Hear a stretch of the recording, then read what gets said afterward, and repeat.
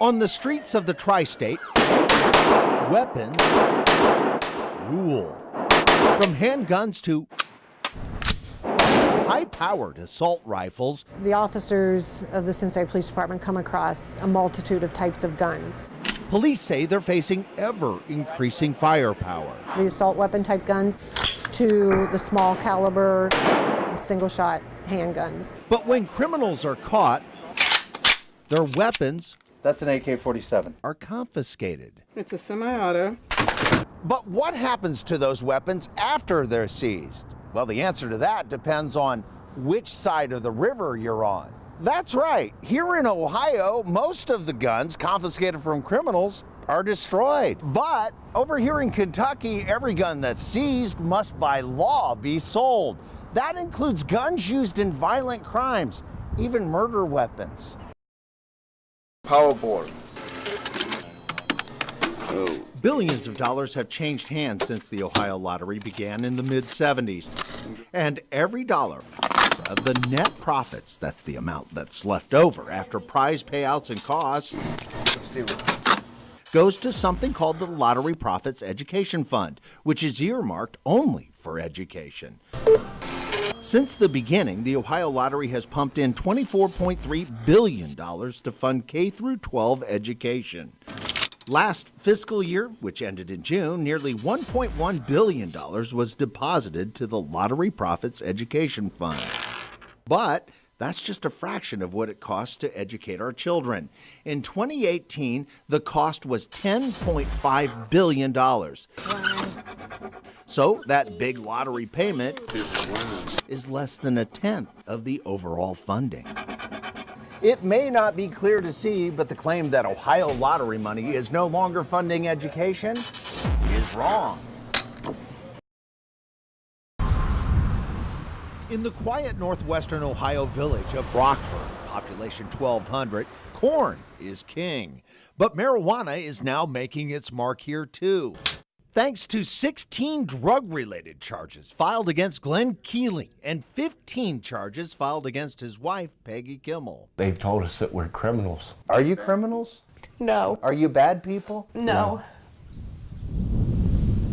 It all began at the couple's home on October 31st. Halloween night. Someone knocks and you open it, right? Yeah, I did. What'd you see? About 11 cops. Those officers had a warrant to search for drugs. Did they say what they were doing here? They were here to take my drugs and guns and anything else that I had in the house that I wasn't supposed to. This is what democracy looks like! Hey, hey! In Indianapolis, Christ Scout Genius got to go! diabetics, including a busload from the tri-state, converge on pharmaceutical giant Eli Lilly. Medicines for people, not for profit! Protesting sharp increases in insulin prices, including Lilly's popular Humalog, a fast-acting insulin taken before meals. When do we want it? Now! Spikes in the price of Humalog and other insulin products made by Lilly and two other pharmaceutical companies, diabetics say, are forcing them to face deadly choices. Go, hey, hey! Ho, ho! Every time you use that debit card, write a check, or withdraw funds, the balance in your bank account goes down, sometimes too far down.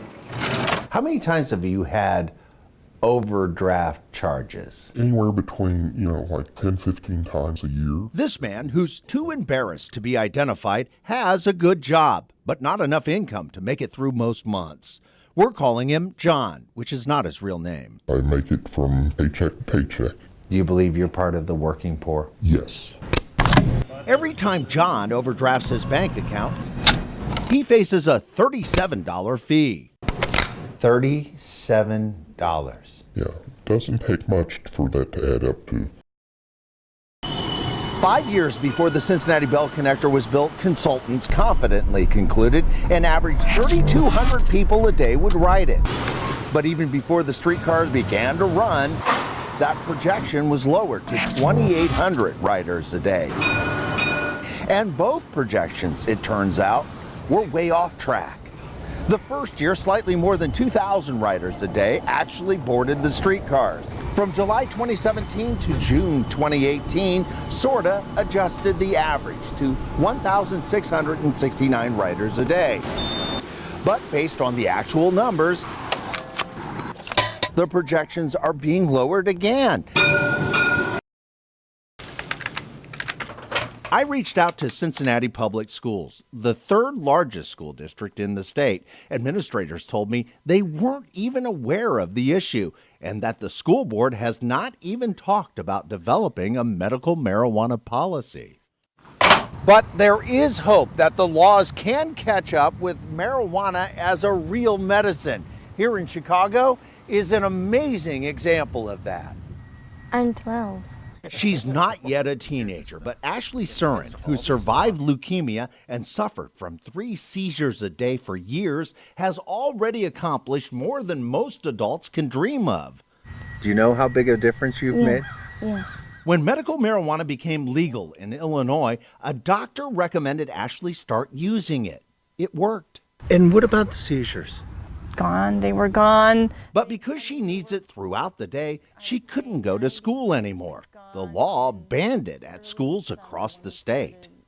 They said, I'm sorry, we can't help you. There's a federal law. So Ashley's parents sued.